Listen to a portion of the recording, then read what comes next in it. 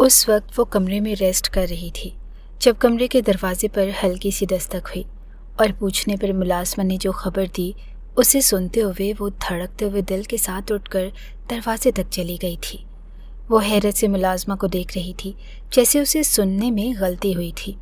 بڑی be B G حکم دے رہی ہیں کہ چھوٹے صاحب آج شام گھر آ رہے ہیں، لہٰذا ان کے لیے اچھا انتظام کیا جائے۔ کیا کہہ رہی ہو تم شیراز؟ اس نے ملازمہ کو دیکھتے ہوئے دانستہ طور پر بات کو ادھورا چھوڑ دیا اور اس کی بات سنتے ہوئے ملازمہ نے اسبات میں سر ہلا دیا۔ وہ خود باہر آئی اور اس نے شائستہ بیگم سے پوچھا، جبکہ شائستہ بیگم نے مصروف سے انداز میں اسے بتا دیا کہ واقعی شیراز انصاری آج شام کا کھانا اپنے گھر سے کھائے گا۔ 1.5 سال کے بعد وہ اس شخص سے ملنے والی تھی۔ شادی کے بعد وہ چند ماہ ہی اس کے پاس رکا اور وہ مہینے بھی صرف اور صرف شیراز کی مغروری کی نظر ہو گئے تھے۔ آج ایک بار پھر وہ اس دہلیز پر لوٹ کر آ رہا تھا، ورنہ اس نے تو امید ہی کھو دی تھی کہ وہ کبھی اس کی زندگی میں لوٹ کر آئے گا۔ اس کی نظروں میں عجیب سا خوف پھیلا ہوا تھا۔ شائستہ بیگم نے سر اٹھا کر ایک بار پھر تفصیلی طور پر اس کا جائزہ لیا۔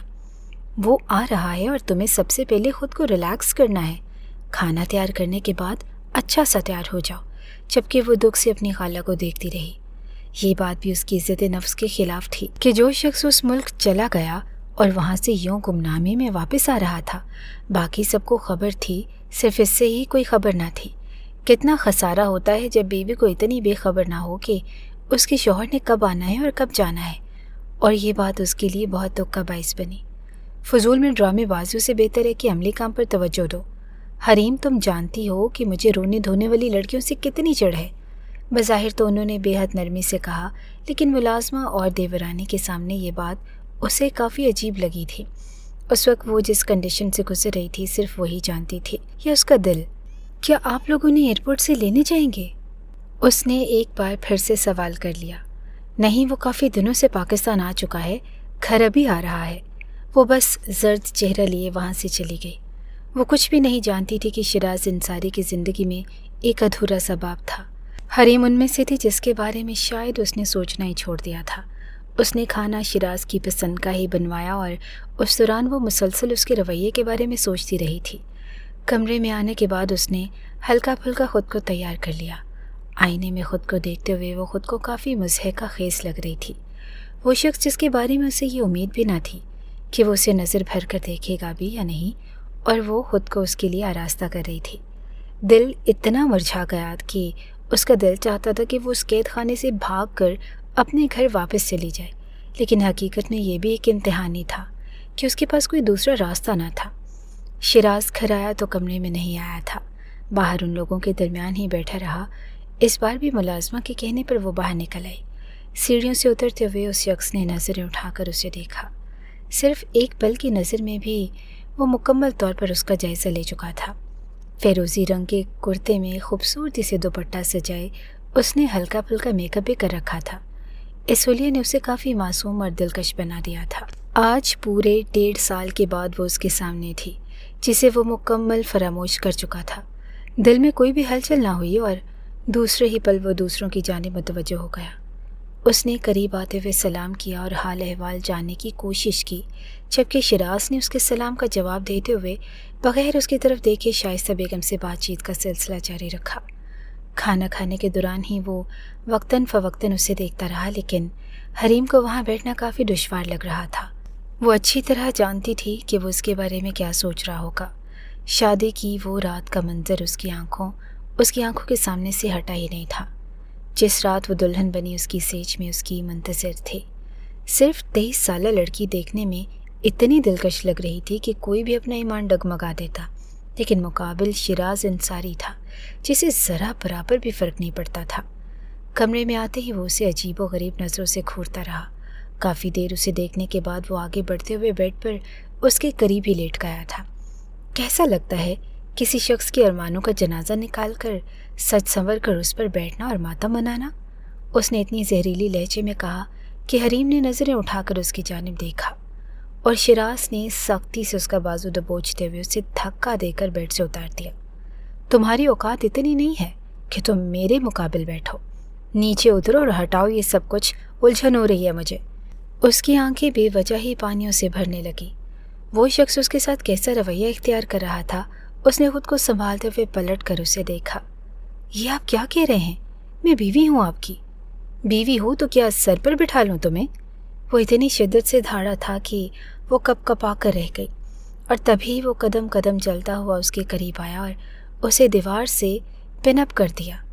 उसने नरमी से झुककर उसके चेहरे को देखा और अगले ही पल सख्ती से उसकी गर्दन को दबोचते हुए उसका चेहरा बिल्कुल अपने सामने कर लिया था। मैं ये नहीं समझता कि आज इस स्टेज पर बैठी हुई लड़की कौन है। मेरे लिए अगर कोई मतलब रखता था तो वो गुजर गया। मेरे सामने सोलिए में आने वाली हर लड़की से नफरत है मुझे। जाओ यहाँ से। उसने घुमाते हुए उसे धकेल दिया और वो फर्श पर गिर गई। न जाने कितनी ही पिनें उसके नाजुक से जिस्म में चुभन पैदा कर चुकी थी। वो सिसकारी भरते हुए उसे देखने लगी, जिसने सिगरेट सुलगाने के बाद खुद को घसीटते हुए टेरेस पर लाकर खड़ा कर दिया। और वो रात इतनी नफरत ज़दा थी कि वो बार बार उसे एहसास दिला रहा था कि वो उसकी ज़िंदगी में सिर्फ एक नापसंदीदा वजूद है। उसकी सांस ने सुबह होते ही मामले को संभाल लिया और उसे बताया था कि वो हरीम को पसंद नहीं करता। ये निकाह शिराज की मरकज़ी के ख़िलाफ़ हुआ है। वो तुम्हें कबूल कर लेगा, लेकिन वक्त के साथ साथ तुम्हें उसके करीब रहना होगा। उसके दिल और दिमाग पर छाए हुए हर नाम को मिटाना होगा। और यह हकीकत दिल दहला देने वाली थी कि उसकी ज़िंदगी में हरीम अल मेहदी से पहले एक लड़की इतनी हैसियत रखती थी कि उसके मुकाबले में वो किसी को भी लाने से खौफज़दा था। वो शख्स दीवानगी में इतना पागल हो चुका था कि उसे कोई भी परवाह न थी कि कोई उसके करीब आता या फिर उसकी कुर्बत के लिए मर जाता। वो हकीकत में नफसियाती मरीज़ हो चुका था, इस कदर नफसियाती कि वो बेबुनियाद ही उसे सज़ाएं देने पर उतर आता। ये दिन उनकी शादी को तीसरा दिन था और उस रात भी वो मामूल के मुताबिक रात 12 बजे के करीब कमरे में आया और उसे सोता हुआ देखकर उसके करीब बैठ गया। काफ़ी देर वो उसके चेहरे को देखता रहा और फिर हाथ बढ़ाकर उसके चेहरे पर फैली हुई लटों को संवारने लगा। हरीम ने नरमी से आंखें खोली और उसे देखती रही। आंखों में खुमारी थी, चेहरे पर हल्की सी सुर्खी छाई थी और उसके लब इस कदर दिलकश लग रहे थे कि वो उसे देखता जा रहा था। और फिर उसने झुकते हुए सरगोशी की। तुम बहुत खूबसूरत हो तनाविश, इतनी खूबसूरत कि तुम मेरे दिल और दिमाग पर असर कर चुकी हो, लेकिन मैं नहीं जानता कि तुमने मेरे साथ ऐसा क्यों किया। उसकी आंखें शिद्दत से सुर्ख हो गई। उसने झंझोड़ते हुए उसे अपने सामने बिठा लिया। तुम मेरे साथ ऐसा नहीं कर सकती, कभी भी नहीं, और मैं तुम्हें अपनी ज़िंदगी से खेलने नहीं दूंगा तनाविश। मैं तुमसे मोहब्बत करता हूँ।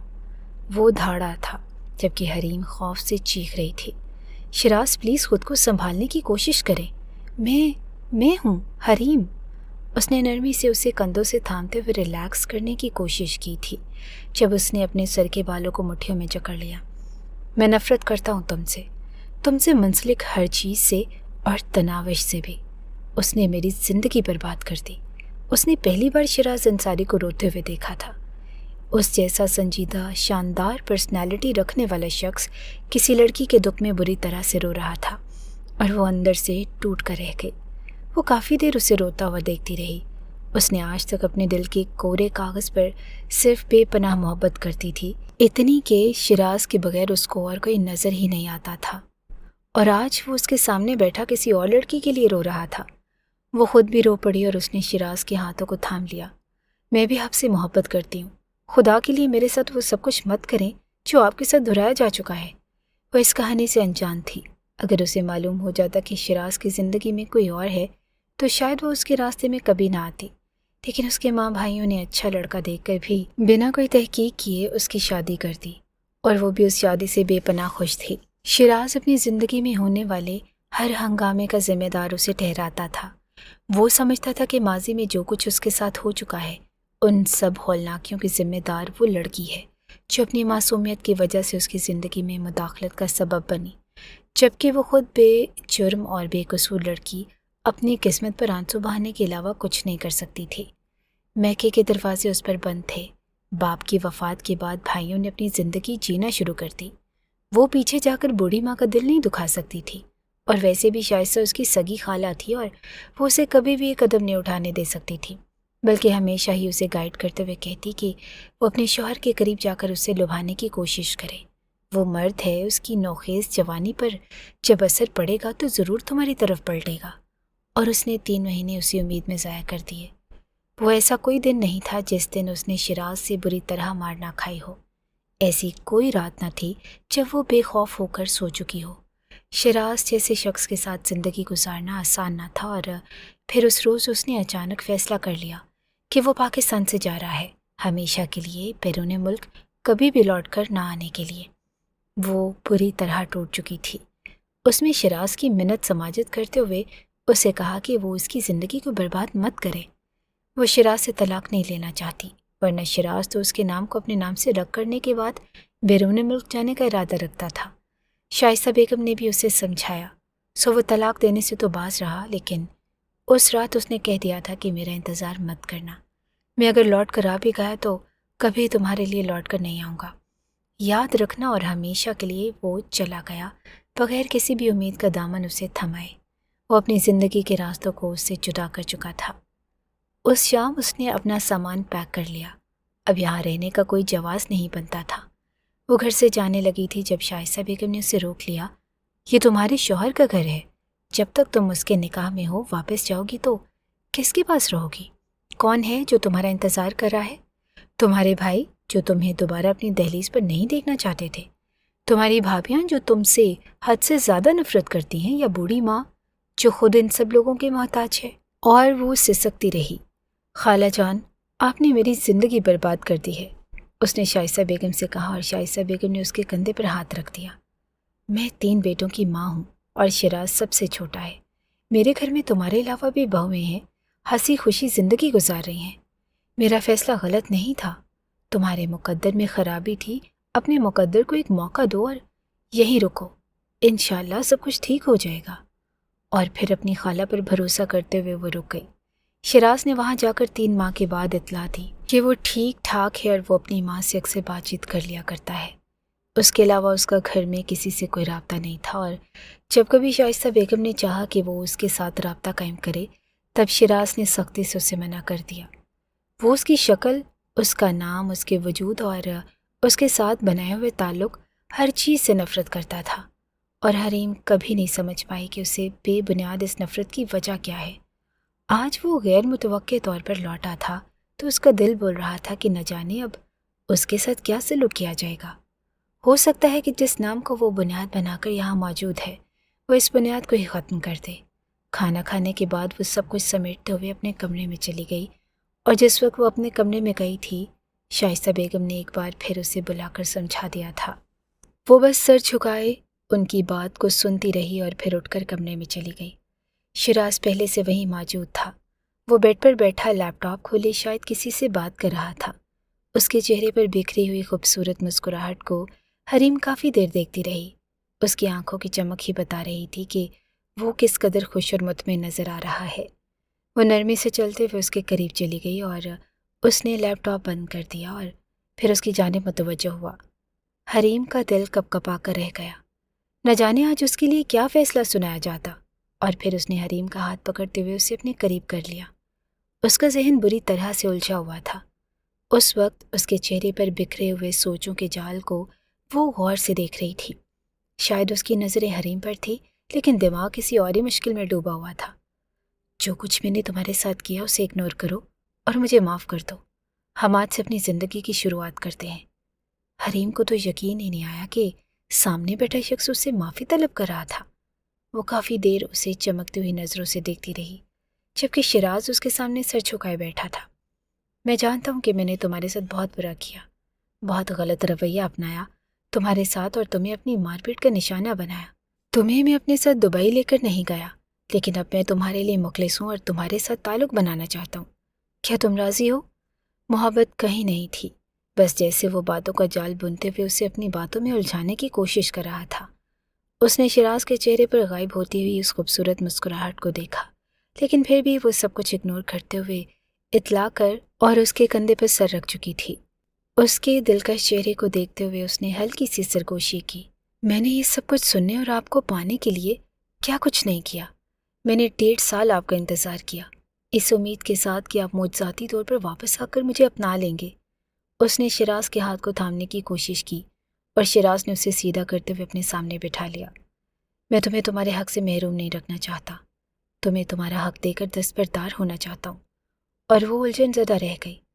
मैंने आपसे कोई हक तलब नहीं किया, ना ही अब और ना ही फिर कभी करूँगी। मुझे सिर्फ आपकी मोहब्बत चाहिए। जबकि उसके चेहरे के रंग में एक वाज़ेह बदलाव था। उसने सख्ती से उसके चेहरे को दबोच लिया। चंद मिनट्स की नरमी गायब हो चुकी थी। मैं तुमसे अच्छे तरीके से बात करते हुए तुम्हें हुक्म दे रहा हूँ कि मैं तुम्हें अपना हक देना चाहता हूँ, और तुम कह रही हो कि मुझे इस सब की ज़रूरत नहीं है। तो क्या तुम्हारी ज़रूरतें कोई और पूरी करता रहा है मेरी गैर मौजूदगी में? उसने एक बार फिर वही रवैया अपना लिया। शिराज छोड़े, मुझे दर्द हो रहा है। उसकी आंखों में आंसू उमड़ आए। वो शख्स कभी नहीं बदल सकता था। 1.5 साल तुमने मेरे बगैर गुजारे। मेरे निकाह में होते हुए रात दिन तड़पती तो रही होगी। न जाने तुम्हारी रातें कैसी गुजरी होंगी, और न जाने तुमने मेरे बारे में क्या सोच रखा होगा। तो चलो आओ, आज मैं तुम्हारी सारी सोचों को करार बख्शता हूँ।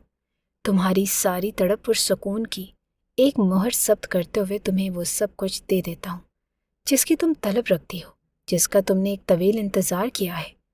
उसने उसकी कमर में हाथ डालते हुए उसे अपने करीब कर लिया। उस वक्त उसकी गर्दन पर झुकते हुए वो शिद्दत से अपने लम्स छोड़ रहा था, जैसे पागलपन पर उतर आया हो, और उसके बाजू को सख्ती से मोड़ते हुए उसने उसके बाजू उसकी पुष्ट पर टिका दिए। मुझे हर हाल में तुमसे हक चाहिए। तुम मेरी बीवी हो और मेरे बगैर रही हो, इतना तो हक बनता है मेरा।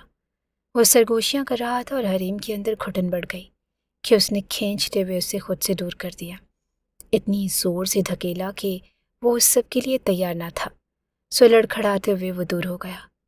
तुम्हारी इतनी जुर्रत कि तुम मुझे धकेलो। उसने बालों से पकड़कर उसे अपने करीब किया और वो घुर्राया था। निकल जाओ इस कमरे से, और दोबारा इस कमरे में उस वक्त आना जब खुद मेरी कुर्बत की चाह रखती होगी। अब तुम इस वक्त के लिए मेरे करीब आओगी जब तुम्हारी तड़प हद से गुजर चुकी होगी, जब तुम मेरी मिन्नत करोगी कि मैं तुम्हारे करीब आऊँ। जहर उगलते हुए उसने घसीट कर उसे कमरे से बाहर निकाल दिया। कमरे का दरवाज़ा उसके मुंह पर ही बंद कर दिया और वो खौफ से थरा कर रह गई। घर में और भी बहुत से लोग थे, न जाने सब उसके बारे में क्या सोचते। उसे यही खौफ खाए जा रहा था, और तभी उसने अपने कमरे से निकलते हुए शाइस्ता बेगम को देखा, जिसने अजीब नज़रों से अपनी बहू को देखा था। यहाँ क्या कर रही हो तुम? उसने रोते हुए सर उठाया। उठो, मेरे साथ मेरे कमरे में आओ। उन्होंने सहारा देकर उसे खड़ा किया और फिर उसे अपने कमरे में लेकर चली गई। मैं तंग आ चुकी हूँ तुम लोगों के रोज़ रोज़ के हंगामों से। अगर तुम उसके साथ ज़िंदगी नहीं गुजारना चाहती तो फिर फरार हासिल कर लो। अगर तुम्हारे पास कोई और रास्ता है तो बेटे चाहे जितनी भी कसूरवार हों, लेकिन सास के लिए वो उनका बेटा ही होता है। वो कभी भी उसे कसूरवार नहीं ठहरा सकती। सास सास होती है, चाहे फिर वो मोमानी हो, खाला हो या फिर ताई। लेकिन जब सास का टैग साथ लग जाता है तो उसे बदलते हुए देर नहीं लगती। सिर्फ कल रात का वक्त है तुम्हारे पास। अब मेरे कमरे में सो जाओ, और कल रात अगर तुम दोनों के दरमियान कोई ताल्लुक कायम नहीं हुआ तो परसों सुबह तुम्हें तलाक देकर उस घर से रवाना कर दिया जाएगा। मैं हर रोज़ तुम्हें सिसकते हुए नहीं देख सकती, और वैसे भी मेरे ख्याल में अब बस कर देनी चाहिए। उन्होंने बात ही ख़त्म कर दी। वो काफ़ी देर उनका चेहरा देखती रही और फिर सोने के लिए लेट गई। बनाने वाले ने उसे हद से ज़्यादा खूबसूरत बनाने के बाद उसके मुकद्दर में अजीब ही दुख लिख दिए थे। आज रात उसके पास फैसले की रात थी। उसे अपनी इज़्ज़त नफ्स को रोनते हुए उस शख्स के कदमों में बिखरना था, या तलाकनामा लेकर हमेशा के लिए उस घर से चले जाना था। यही सोचते सोचते न जाने वो कब नींद की वादियों में उतरती चली गई। उसे अंदाज़ा ही ना हुआ, और एक अज़ियत भरी नींद उसकी मुंतज़िर थी, जिसने पुरसकून करते हुए उसे अपनी आगोश में ले लिया और वो आगोश में सिमरती चली गई। फ्लैट के उस कमरे में बेड पर दराज वजूद दिलकश चेहरे को देखते हुए उसकी दिलकशी से मसूर हो रहा था। वो रेड गाउन में इतनी दिलकश लग रही थी कि शिराज काफ़ी देर उसके हुस्न खदो खाल में उलझा रहा। अब कैसी तबीयत है तुम्हारी? उसने बेहद नरमी से पूछा, और मुकाबिल ने नखरा दिखाते हुए उसके शाने पर अपना सर रखा और फिर सर उठाकर उसका चेहरा देखती रही। मैं तब तक ठीक नहीं हो सकती जब तक कि तुम मुझे खुशखबरी नहीं सुनाओगे। और शिराज का चेहरा उलझ गया। मैं यहाँ तुम्हारे लिए आया हूँ। उसे बर्दाश्त करना है तो सिर्फ और सिर्फ तुम्हारी वजह से, वरना तुम अच्छी तरह जानती हो कि तुम्हारे अलावा मुझे कोई भी अट्रैक्ट नहीं करता। और ये इकरार ही इतना दिलकश था कि सामने बैठी हुई लड़की ने इतराकर अपनी जुल्फ़ों को उसकी आगोश में बखेर दिया।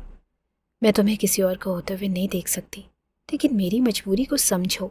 मेरे पास और कोई रास्ता नहीं है, और वैसे भी हम दोनों के करीब आने में सबसे बड़ी रुकावट यही है। وہ اس وقت تناوس کے سامنے بیٹھا تھا۔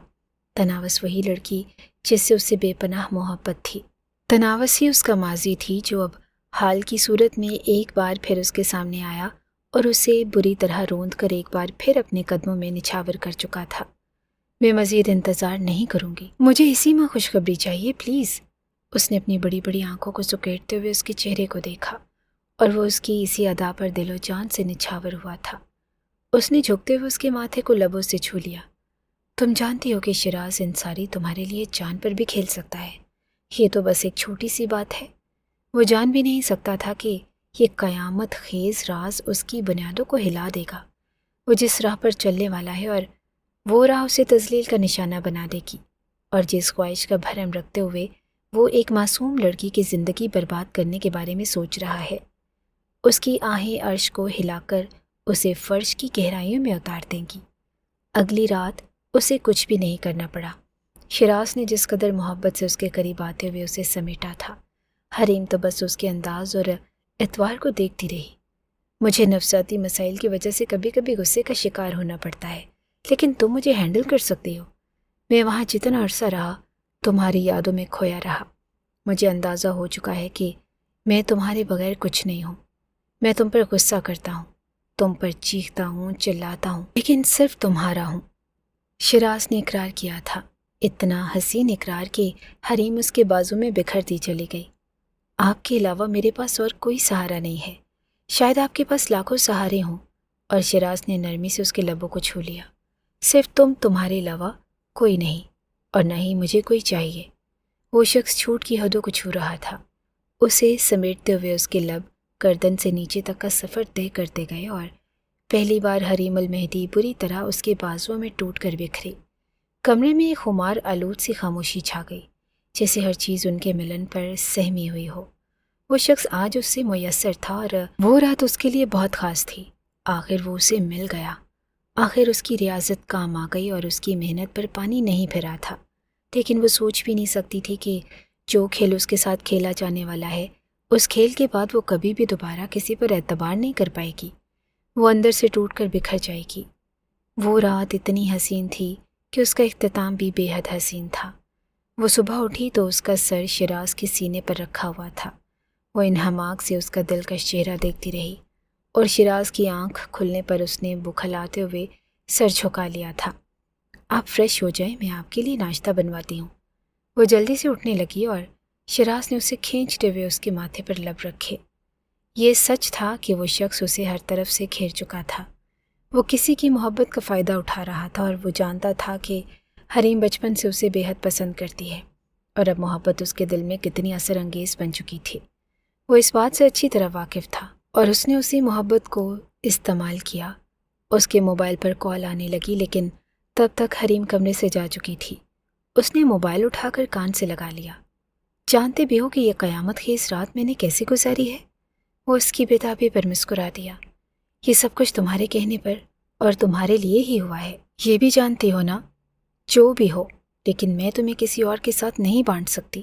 اور شیراز اس کی انہی باتوں پر تو فدا تھا۔ میں نے بھی تو تمہیں بانٹ کر دیکھا ہے، اب تم اسی درد سے متعارف ہو رہی ہو، تانا دے رہے ہو مجھے۔ تناوش نے نخرہ دکھایا۔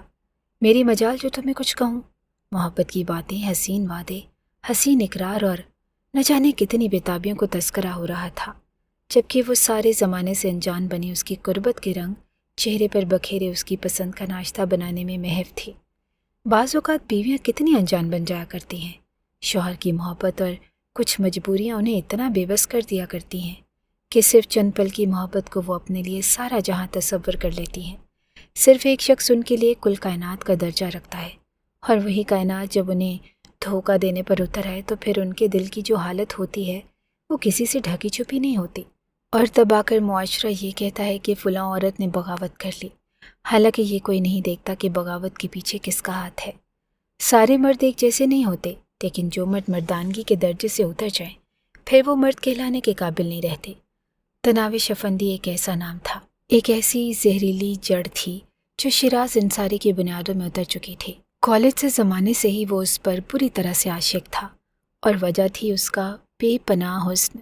وہ اتنی حسین تھی کہ جو بھی اسے دیکھتا بری طرح اس پر دلہار بیٹھتا۔ وہ ایک اچھی فیملی سے بلانگ کرتی تھی اور تناوش کے قریب ہوتے ہوتے کب وہ اسے اپنے دل کی دھڑکنوں میں مقیم کر چکا تھا اسے اندازہ ہی نہ ہوا۔ وہ بری طرح دیوانگی پر اترتے ہوئے خود کو تناوش کا کر چکا تھا، اور اس بات سے سارا کالج واقف تھا کہ وہ تناوش کے لیے کتنا پوزیسو اور پاگل ہے۔ اس نے جس روز تناوش سے اظہار کیا وہ دن بھی اس کی زندگی میں بے حد قیمتی تھا۔ اس روز وہ سارے کالج کے سامنے اس کے آگے گھٹنوں کے بل بیٹھ گیا۔ میں تم سے محبت کرتا ہوں تناوش، اتنی کہ تمہارے بغیر مجھے دنیا میں کچھ بھی نظر نہیں آتا۔ ارد گرد کھڑے اسٹوڈنٹس اسے حیرت سے دیکھتے رہے اور تناوش نے جھکتے ہوئے اس کی محبت کو قبول کر لیا۔ اسے اور کیا چاہیے تھا؟ ایک شاندار مرد اس کے سامنے گھٹنوں کے بل بیٹھا تھا، اس کے پیروں میں بکھرنے کے لیے تیار کھڑا تھا، اور تناوش کے پیرنٹس کی ڈیتھ ہو چکی تھی۔ اسے اس کے تایا نے پالا تھا اور وہ اچھی خاصی فیملی سے بلانگ کرتی تھی۔ ضدی، ہٹ دھرم اور ماڈرن لڑکی، تناوش کی اس کی زندگی میں آنا کسی حسین جھونکے کی مان تھا۔ وہ جس اشارے پر اسے نچاتی گئی وہ ناچتا چلا گیا، اور بالآخر تعلیم مکمل ہونے کے بعد اس کا اور تناوش کا رابطہ بالکل ویسا ہی رہا۔ شائستہ بیگم کو اندازہ ہو چکا تھا کہ وہ کسی لڑکی میں انٹرسٹڈ ہے، لیکن انہوں نے یہی کہا کہ وہ نکاح کر لے، کیونکہ وہ کسی بھی حرام رشتے میں جڑنے کا مشورہ نہیں دے سکتی تھی۔ اور اس نے تناوش سے بات کی۔ تناوش سرے سے ہی مکر گئی۔ میں ابھی اپنے گھر والوں سے اس سلسلے میں کوئی بات نہیں کر سکتی۔ تناوش نے اس سے کہا تھا کہ وہ کوئی اچھی سے اچھی جاب ڈھونڈنے کی کوشش کرے، فیملی بزنس کے علاوہ اس کا کوئی اپنا مقام ہو تاکہ اس کے گھر والے مان جائیں، اور وہ اسی سلسلے میں رات دن کوشش کرتا رہا۔ اس نے تناوش کے لیے ہر ایک سے بگاڑ لی تھی، اور شائستہ بیگم نے اسے اس سب سے دور رکھنے کی کوشش کی۔ اسے احساس دلایا کہ وہ حریم سے شادی کر لے۔ حریم اس کی خالہ زاد تھی اور ایک عرصے سے اس کی منتظر بیٹھی تھی، لیکن اس نے کھڑے لفظوں میں انکار کرتے ہوئے کہہ دیا کہ وہ کبھی بھی تناوش کے علاوہ کسی کو نہیں اپنائے گا، کیونکہ تناوش کے علاوہ کسی کو بھی اپنی زندگی میں شامل کرنا، اور وہی ہوا جس بات کا شائستہ بیگم کو ڈر تھا۔ اس روز چپکے سے تناوش نکاح کر رہی تھی جب اسے اچانک خبر ملی، اور وہ حواس باختہ ہو کر منور فاروقی کی حویلی کی جانب بھاگا۔ منور فاروقی شہر کا جانا مانا نام تھا۔ وہ اسے معلوم تھا کہ تناوش کے ساتھ ضرور کوئی زیادتی کی جا رہی ہوگی، ورنہ یوں اچانک نکاح۔ اس روز ہمت کرتے ہوئے وہ منور فاروقی کے سامنے جا کر کھڑا ہو گیا۔ تقریب شروع ہونے والی تھی اور سینہ تانے ہوئے اس کے سامنے وہ کھڑا تھا۔ میرے ہوتے ہوئے تناوش کسی اور کی نہیں ہو سکتی، میں تناوش کو اپنانا چاہتا ہوں۔ جبکہ منور فاروقی نے اسے گریبان سے تھام لیا۔ تم ہوتے کون ہو میری بھتیجی کا نام لینے والے؟ میں تمہیں زندہ زمین میں گاڑ دوں گا۔ اس شخص کی دہشت ہی پورے علاقے پر چھائی ہوئی تھی۔ دلہن بنی تناوش اسے حیرت سے دیکھ رہی تھی۔ میں تناوش سے محبت کرتا ہوں اور اسے اپنا کر رہوں گا۔ میرے ہوتے ہوئے تناوش کسی اور کی ہو جائے، یہ نہیں ہو سکتا۔ اس کے ساتھ ہی وہ تناوش کی جانب بڑھا اور اسے بازو سے تھام لیا۔ میں تمہارے ساتھ ہوں، ان سب کے سامنے جا کر کھڑی ہو جاؤ، اور ہمیں کسی چیز کی ضرورت نہیں سوائے محبت کے۔ وہ پاگل ہو چکا تھا۔ اس وقت وہ بکھرے بکھرے سے حلیے والا شیراز انصاری کسی کو بھی قابل رحم لگ سکتا تھا۔ وہاں موجود محفل میں آئے مہمان بھی اس شخص کی بہادری پر حیرت زدہ تھے جو بغیر اپنی جان کی پرواہ کیے تناوش کا ہاتھ تھامے ہوئے کھڑا تھا۔ وہ منور فاروقی کی بہو بننے جا رہی تھی اور اس کا بیٹا ظفر بھی اس کے ہمراہ کھڑا تھا۔ اس وقت صرف باپ کی عزت کی وجہ سے وہ یہ سب کچھ برداشت کر رہا تھا، ورنہ اب تک وہ اس شخص کو زمین میں گاڑ چکا ہوتا۔ اور تناوش نے کھینچتے ہوئے اپنا ہاتھ اس سے الگ کر لیا۔ تم ہو کون اور یہاں کرنے کیا آئے ہو؟ اس کا لہجہ بے رخی میں ڈوبا ہوا تھا۔ اس نے پلٹتے ہوئے تناوش کو دیکھا۔ میں تم سے محبت کرتا ہوں، اور تم بھی تو، تم کیسے فراموش کر سکتی ہو یہ سب کچھ؟ اس کی زبان بولنے سے انکاری تھی، اور تناوش کا زوردار تھپڑ اس کے گال کو نشان زدہ کر گیا۔ نکل جاؤ یہاں سے، میں تمہیں نہیں جانتی۔ میرا نکاح ظفر فاروقی سے ہو رہا ہے۔ میرے صرف ایک اشارے پر گارڈز تمہیں وہاں پہنچا دیں گے جہاں سے تمہارے لیے آنا بھی ممکن نہیں ہوگا۔ اس نے تناوش کا روپ پہلی بار دیکھا تھا۔ وہ حسین چہرہ اتنا بھیانک ہو سکتا تھا اسے اندازہ ہی نہ تھا۔ اس روز وہ ٹوٹ گیا۔ وہ دھاڑتا رہا، اپنی محبت کا یقین دلاتا رہا، اور منور فاروقی نے گارڈز کو اشارہ کرتے ہوئے اسے حویلی سے باہر پھینکوا دیا۔ اسے بری طرح مارا گیا تھا۔ چند نامعلوم افراد نے اسے ہاسپٹل منتقل کر دیا، جہاں شائستہ بیگم کے علاوہ اس کے بھائیوں کو خبر ملی اور وہ دوڑتے ہوئے ہسپتال چلے گئے۔ वो कितने दिन ही ट्रॉमा में रहा और उसकी बेहतरी की कोई उम्मीद ना थी। वो जब भी होश में आता भयानक अंदाज में चीखने लग जाता। वो सिर्फ इस बात से दिल बर्दाश्ता हो चुका था कि वो झुठला दिया गया है, उसके साथ को मानने से इनकार कर दिया गया था। इतना बड़ा दुख, और वो भी मोहब्बत में। शिराज अंसारी धोखा देने वालों में से था, धोखा सहने वालों में से नहीं था। लेकिन मोहब्बत ने उसे इतना बड़ा धोखा दिया कि उसकी ज़िंदगी ही मलियामेट होकर रह गई। उसकी ज़िंदगी में इतनी बड़ी अज़ियत थी जो भुलाई नहीं भूली जा सकती थी। तनाविश का निकाह हो चुका था और निकाह के साथ रुखसती भी, और ये एक बड़ा ज़हनी सदमा था। उसने कभी नहीं सोचा था कि तनाविश उसे धोखा देगी, लेकिन अब शाइस्ता बेगम को हर हाल में उसकी ज़ख्मों पर मरहम रखना था, और मरहम के लिए उन्होंने हरीम उल मेहदी का इस्तेमाल किया। वो ऐसी मासूम सी लड़की जो कम उम्री में ही उस शख्स के सपने सजाए बैठी थी, जिससे ये तक मालूम ना था कि वो किसी और का दीवाना हुआ फिरता है। जिस रोज़ शाइस्ता बेगम ने उसके घर जाकर रिश्ता मांगा, उस रोज़ उसकी खुशी की कोई इंतहा न थी। बिलाखिर वो शख्स उसे मिलने जा रहा था, लेकिन शायद ये सब कुछ उसके मुकद्दर में ना था।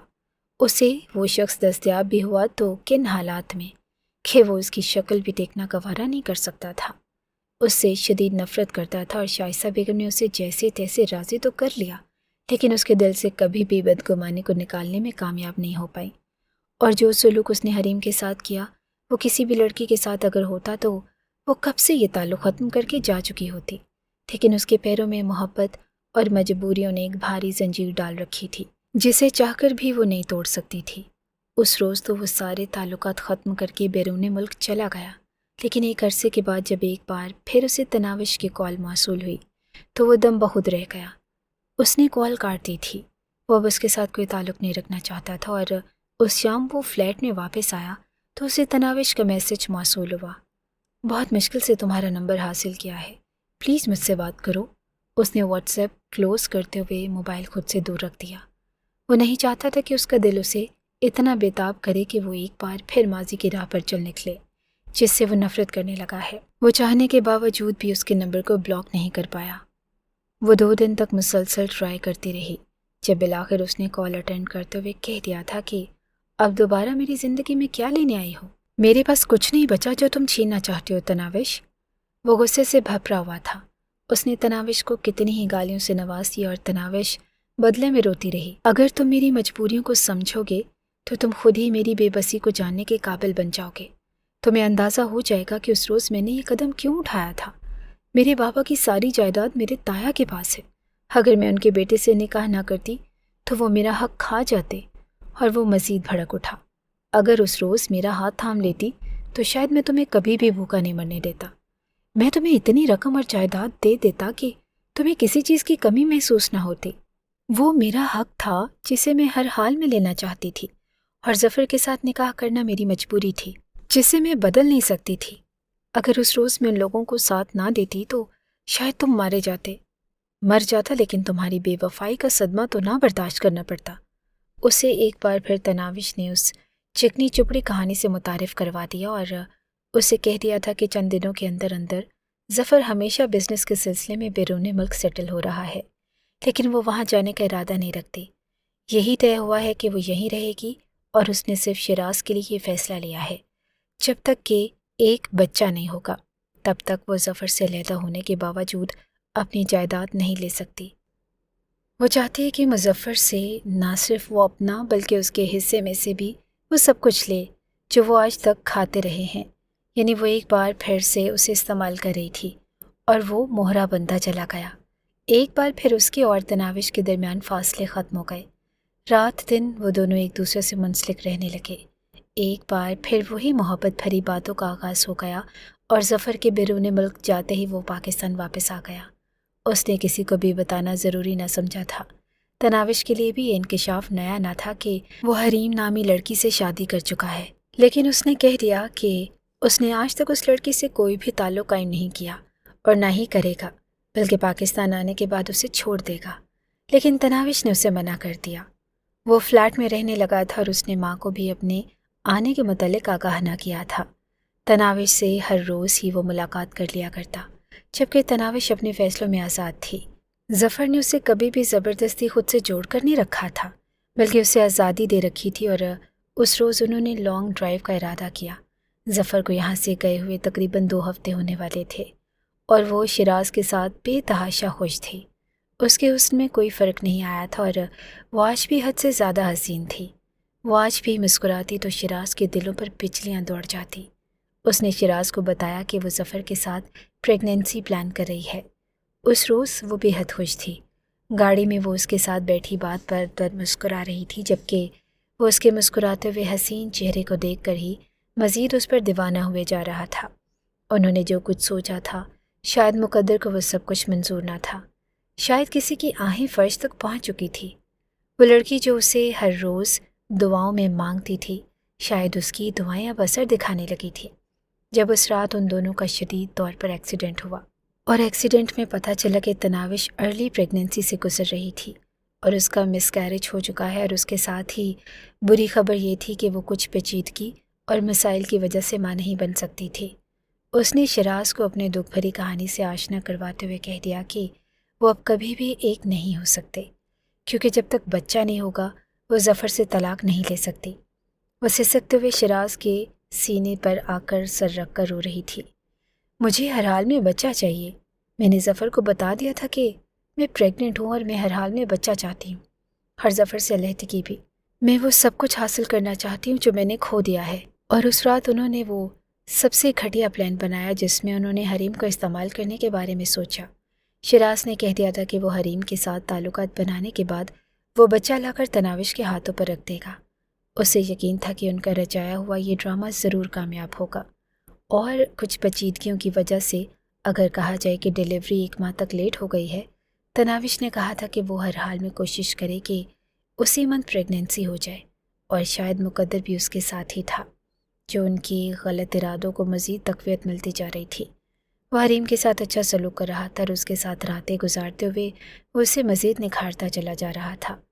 اس کے جذبات سے کھیل کر وہ اسے مزید خوبصورت بنا رہا تھا، لیکن شاید گرانے کے لیے خوابوں کے اس اونچے میں وہ کسی کے متعلق نہیں سوچ رہی تھی۔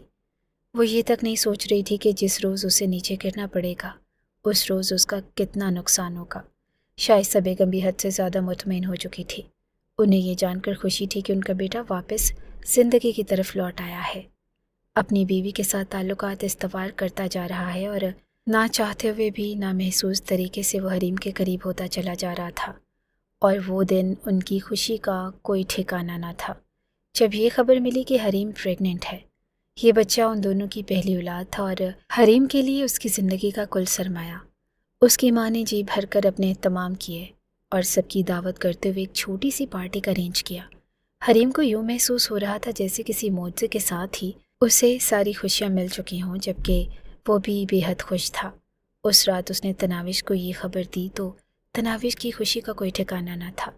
ظفر کی آنکھوں میں دھول جھونکنا نہایت آسان تھا۔ بس مجھے یہ بچہ چاہیے، اور اس بچے کو حاصل کرنے کے بعد میں ظفر سے طلاق لے لوں گی، پھر تم، میں اور ہمارا بچہ، ہم ایک نئی زندگی کا آغاز کریں گے۔ تناوش کی آواز سے ہی معلوم ہو رہا تھا کہ وہ کس قدر ایکسائٹڈ ہے۔ ارلی پریگننسی کی وجہ سے سٹارٹ سے ہی حریم کی طبیعت کافی خراب ہو گئی۔ آئے روز ہی وہ بیچاری بستر پر پڑی رہتی اور حد سے زیادہ ویکنس، چہرے کی زردی اور مرجھائی ہوئی رنگت۔ شیراز اس کے قریب بیٹھا اس کے ہاتھوں کو تھام کر اسے دیکھ رہا تھا۔ تمہیں ہمت کرنی ہوگی، چلو ڈاکٹر کے پاس چلتے ہیں۔ اور وہ افسردہ سی مسکراہٹ سے اسے دیکھنے لگی۔ عمومی طور پر 3-4 ماہ تو ایسا ہوگا، اور ویسے بھی کچھ نہیں ہوتا، میں اتنا تو برداشت کر لوں گی، آخر اللہ نے ہمیں کتنی بڑی خوشی سے نوازا ہے۔ اس نے جتنی حسرت سے کہا، شیراز کا دل دھڑک اٹھا۔ تم اس بارے میں زیادہ مت سوچو، ریسٹ کرو پلیز۔ اس نے اپنے ہاتھ چھڑاتے ہوئے وہاں سے اٹھنا چاہا، جب حریم نے اسے تھامتے ہوئے اپنے قریب بٹھا لیا۔ آپ کیا چاہتے ہیں؟ اللہ ہمیں کس چیز سے نوازے؟ جو بھی ہوگا دیکھا جائے گا، ابھی تو فی الحال ریسٹ کرو۔ جانے کیوں بچکانہ سوال کر رہی ہو؟ وہ کمرے سے باہر نکل گیا۔ گھٹن کو وہ اپنے اندر پھیلنے نہیں دینا چاہتا تھا۔ وہی گھٹن اسے بے سکون کرنے لگی، لیکن اس نے سختی سے سر چھٹکتے ہوئے گاڑی نکالی اور سیدھا تناوش کے پاس چلا گیا۔ یہ ایک ایسا کونا تھا جو اسے سکون میسر کرتا تھا، جس کے ساتھ رہ کر اسے اپنائیت کا احساس ہوتا تھا، اور بچہ حاصل کرنے کے لیے تناوش اس پر اپنی جتنی محبتیں نثار کر رہی تھی، وہ محبتیں فضول اور بے معنی نہ تھیں، لیکن اس کے باوجود جب بھی وہ بار بار تناوش کے پاس رہتا اسے اب بار بار حریم کا خیال ستانے لگتا۔ اس کی طبیعت، اس کا مزاج اور اس کا کھانا پینا، نہ جانے کیوں وہ اتنا پوزیسو ہونے لگا تھا، اور تناوش بھی یہ بات نوٹ کرنے لگی۔ ان 2 مہینوں میں تم کچھ زیادہ ہی اس کے قریب جا رہے ہو، اور یہ مجھے اچھا نہیں لگ رہا، صرف ہمارے بچے کی وجہ سے۔ تم جانتے ہو کہ وہ ہمارے لیے کتنا امپورٹنٹ ہے۔ اس نے جس طرح چمکتی ہوئی آنکھوں سے کہا، تناوش مسکرا دی۔ شاید وہی سب کچھ بچے کے لیے کر رہا تھا، اور ویسے بھی وہ ابھی اس کے ساتھ بگاڑ نہیں سکتی تھی۔ بچہ بھی تو حاصل کرنا تھا اس نے سوچ لیا تھا کہ وہ اپنی زندگی میں شراز کو لے کر آئے گی۔ یہ بات سچ تھی کہ اس نے حریم کا جس قدر خیال رکھا، کوئی بھی شوہر پریگنینسی کے دوران اتنا خیال نہیں رکھتا۔ ان 3-4 ماہ کے اندر ہی حریم کو اپنی اہمیت کا اندازہ ہو چکا تھا۔ وہ اس شخص کے لیے کتنی اہمیت رکھتی ہے، اور خاص طور پر یہ بچہ جسے وہ جان سے زیادہ عزیز رکھنے لگا ہے۔ نہ جانے کیوں اسے احساس ہونے لگا تھا کہ وہ کبھی بھی اس بچے سے دور نہیں رہ پائے گا۔ وہ ایکسائٹڈ ہونے لگی، اور یہ اس کا خون تھا، اس کا اپنا بچہ، لیکن دوسری طرف تناوش تھی جس سے وہ دستبردار نہیں ہو سکتا تھا۔ حریم کا انتظار دن بدن بڑھتا چلا جا رہا تھا۔ 3-4 ماہ کے اندر ہی اس کا وجود قدرے بھرا بھرا لگنے لگا۔ وہ اتنی دلکش لگنے لگی کہ وہ اکثر ہی اسے نوٹ کیا کرتا۔ وہ بے انتہا خوبصورتی کا پیکر، اس کی بیوی حریم المہدی، جو کسی بھی مرد کو اپنی جانب مائل کر سکتی تھی۔ ممتا کا نور اس کے چہرے پر پھیلنے لگا۔ اس شام وہ فلیٹ پر تناوش سے ملنے آیا۔ منور فاروقی اکثر ہی دل کی بیماری کی وجہ سے بیمار رہا کرتے، اور مکمل طور پر نوکروں کے زیر نگرانی تھے۔ تناوش کے لیے مزید آزادی بن چکی تھی۔ اس وقت وہ فلیٹ میں تھی، اور جب اسے ظفر کی کال موصول ہوئی، میں ظفر سے بات کر لوں، صرف چند منٹ پلیز، تو میرا ویٹ کرنا۔ وہ بستر پر بیٹھا تھا جب وہ لیپ ٹاپ اٹھاتے ہوئے صوفے پر آ کر بیٹھ گئی۔ اس نے خوبصورت مسکراہٹ سے ظفر کا استقبال کیا، اور وہ اسے نوٹ کرتا رہا۔ وہ چمکتی ہوئی آنکھوں سے ظفر سے بات کر رہی تھی، اور وہ سارے سوال بچے سے متعلق ہی پوچھ رہا تھا۔ اور طبیعت خراب رہتی ہے، بس تمہاری اولاد نے مجھے اچھا خاصا ذلیل کر دیا ہے، اس نے مسکراتے ہوئے کہا، اور دوسری جانب مظفر کا کہا اسے سنائی دیا، جس روز یہ سردار اس دنیا میں تشریف لائیں گے، اسی وقت ہم ان سے سارے حساب برابر کریں گے۔ ان سے پوچھیں گے کہ انہوں نے اپنی ماں کو اتنا زیادہ تنگ کیوں کیا۔ ظفر نے بھی اسی کے انداز میں اسے جواب دیا، اور وہ نہ جانے کیوں عجیب سا محسوس کرنے لگا، اور یہ بات شدت سے اس کے دل میں ابھری کہ اس کا بچہ ظفر کا نہیں، وہ اس کا باپ ہے، اور اسے کوئی حق نہیں کہ وہ اس کے بارے میں ایسی بات کرے۔ وہ بیڈ سے اتر کر باہر چلا گیا۔ تناوش اس کی پشت کو دیکھتی رہی، نہ جانے کیوں اندر کی گھٹن اسے سانس نہیں لینے دے رہی تھی۔ چہرے پر عجیب سے تاثرات پھیلے ہوئے تھے، اور وہ سیدھا گھر چلا گیا۔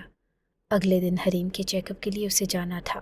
وہ خصوصی طور پر ڈاکٹر سے ساری ہدایات لے رہا تھا۔ بچہ بالکل صحت مند ہے، اور آپ کو فکر کرنے کی ضرورت نہیں۔ الٹرا ساؤنڈ کرنے کے بعد ڈاکٹر نے جو اسے خبر سنائی، وہ کتنی ہی دیر مسکراہٹ دبائے بیٹھا رہ گیا۔ وہ ایک بچی کا باپ بننے والا تھا، یعنی اللہ اسے اس گھر میں رحمت سے نوازنے والا تھا، اور اس سے بڑی خوش نصیبی اور کیا ہو سکتی تھی۔ اس کے احساسات ہی بدل چکے تھے، اور حریم نے گھر آتے ہی سب سے پہلی نوافل ادا کیے۔ اب تو ہمیں جینڈر معلوم ہو چکا ہے، چلے اپنے بیبی کے لیے شاپنگ کر آتے ہیں، حریم نے بڑے لاڈ سے کہا، اور وہ اس کا چہرہ دیکھتا رہا، اور ادھر آؤ، میرے سامنے بیٹھو۔ اس نے پکڑتے اسے اپنے سامنے بٹھا لیا۔ اگر کبھی تمہیں اس بچے سے دور رہنا پڑے تو؟ نہ جانے اس نے کیوں پوچھا، اور حریم کا چہرہ زرد ہو گیا۔ اللہ نہ کرے، آپ کیسی باتیں کر رہے ہیں؟ آپ جانتے ہیں کہ یہ میری جان ہے، یہ آپ کی نشانی ہے، اور ہمارا پہلا بچہ ہے۔ آپ ذرا سوچیں تو، کیسے یہ خوبصورتی سے بابا بابا کرتے ہوئے جب آپ کے پیچھے بھاگے گی تو کیسے احساسات ہوں گے؟ اس کا چہرہ چمک رہا تھا، اور شراز کا دل دھڑک اٹھا۔ اس کے چہرے پر ایک افسردہ سی مسکراہٹ پھیل گئی۔ وہ اس کا باپ تھا، اور وہ اس کی بچی تھی۔ وہ اپنی بچی کو کسی کے حوالے نہیں کر سکتا تھا، اور اس روز اس بات نے شدت سے اس کے دل میں سر اٹھایا۔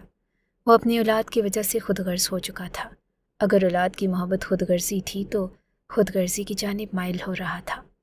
تناوش کے ساتھ وہ رابطہ کم سے کم کرتا چلا جا رہا تھا، جبکہ تناوش اس کے سر پر چڑھتے ہوئے اسے بار بار یہ احساس دلا رہی تھی کہ وہ کبھی بھی اس کے ساتھ دھوکہ کرنے کے بارے میں نہ سوچے، جبکہ دوسری طرف وہ حریم کے نرم رویے، خوبصورت انداز اور شفقت کا عادی ہوتا چلا جا رہا تھا۔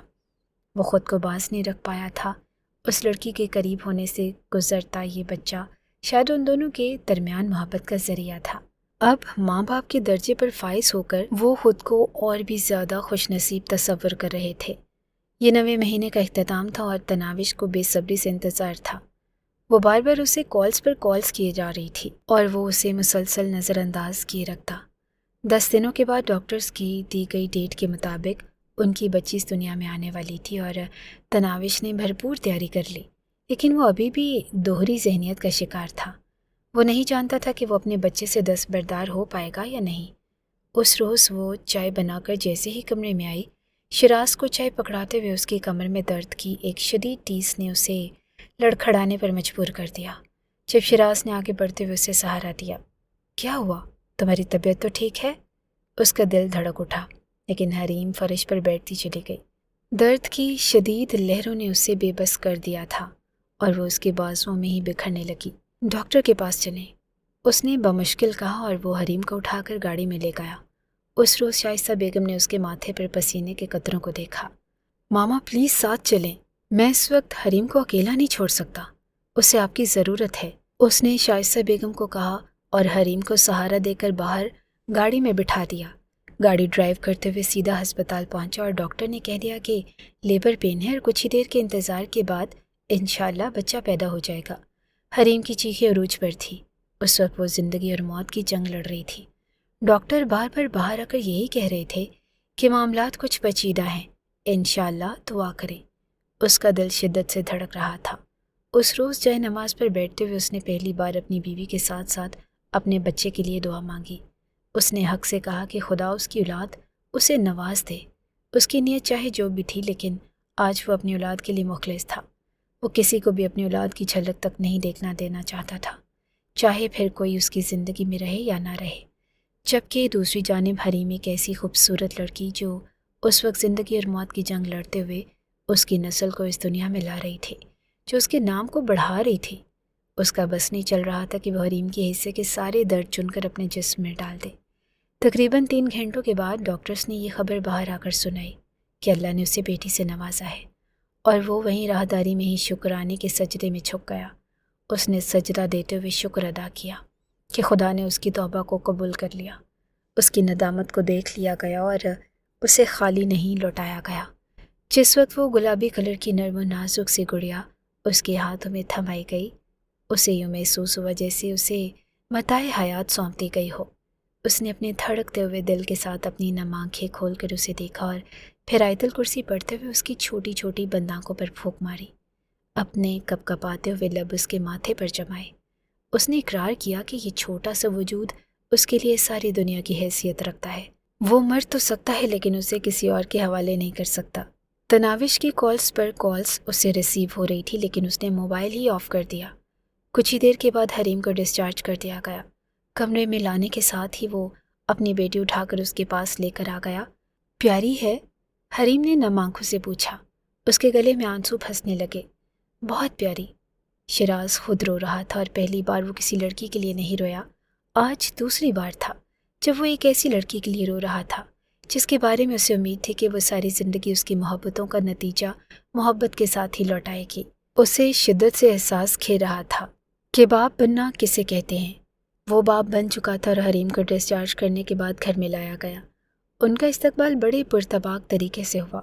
اس نے اپنی بچی کے لیے کمرہ ڈیکوریٹ کروانے کے ساتھ ساتھ ہر ایک چیز مہیا کی جو اس کی ضرورت کے مطابق تھی۔ وہ کسی بھی چیز کی کمی بیشی نہیں رکھنا چاہتا تھا اور حریم اسے پاگلوں کی طرح انتظامات کرتے ہوئے دیکھ کر بس مسکرا کر رہ گئی۔ آپ دنیا کے پہلے باپ ہیں جو اس ننھی سی پری کو دنیا میں دیکھ کر ہی اپنا آپ بھول چکے ہیں۔ شراز، یہ اب ہمارے پاس ہی رہنے والی ہے، آپ کا جتنا دل چاہے اس کے ساتھ کھیل لیں۔ اور اس نے نرمی سے اٹھاتے ہوئے اسے سینے سے لگا لیا۔ یہ ہمیشہ میرے پاس رہے گی، میں اسے کبھی خود سے دور نہیں کر سکتا۔ اس روز اس نے تناوش کی کال اٹینڈ کی اور وہ بھڑک اٹھی۔ تم نے مجھ سے رابطہ کیوں ختم کر دیا؟ کہیں تمہارا ارادہ تو نہیں بدل گیا؟ آخر تم کیا سوچ رہے ہو شراز؟ ہمارے درمیان ڈیل ہو چکی ہے نہیں، ڈیل ہو چکی تھی۔ میں ماضی اور حال سے نکل آیا ہوں، مجھے صرف مستقبل کی فکر ہے، ماضی کی نہیں۔ وہ میری بچی ہے اور اس پر صرف میرا حق ہے، میرا اور میری بیوی حریم انصاری کا، اس کے علاوہ کسی کا بھی نہیں۔ تم پاگل ہو چکے ہو، تم ایسا کیسے کر سکتے ہو میرے ساتھ؟ تناوش کے غصے کی کوئی حد نہ تھی۔ मैं आकर तुम्हारी बीवी को सब कुछ बता दूंगी और तुम सोच भी नहीं सकते कि मैं तुम्हारे साथ क्या करूंगी। वो धमकियां देने पर उतर आई। तुम्हारा जो दिल चाहे तुम करो, लेकिन मैं अपनी औलाद किसी को नहीं दूंगा। ये मेरा बच्चा है और इससे मेरी बीवी ने तकलीफ उठाने के बाद पैदा किया है। जो कुछ तुम्हारे पास है उस पर सिर्फ तुम्हारा हक है। उसे यकीन था कि अगर तनाविश उसकी ज़िंदगी में जहर खोलते हुए ये हकीकत हरीम के सामने उगल भी देगी तो वह हरीम को कभी बदगुमान नहीं कर पाएगी। हरीम खुद से मुंसलिक मोहब्बत के बारे में वहम का शिकार हो सकती है, लेकिन वो कभी इस बात पर यकीन नहीं कर पाएगी कि वो अपनी बेटी की मोहब्बत में भी शराकत दारी का कायल है। और हकीकत में ऐसा ही था। और औलाद बड़ों बड़ों को सुधार देती है, और हरीम ने उसकी जितनी मोहब्बतों और इनायतों को देखा था, ये औलाद उसके लिए किसी मोजिज़े से कम ना थी जिस पर वो खुदा की शुक्रगुजार थी।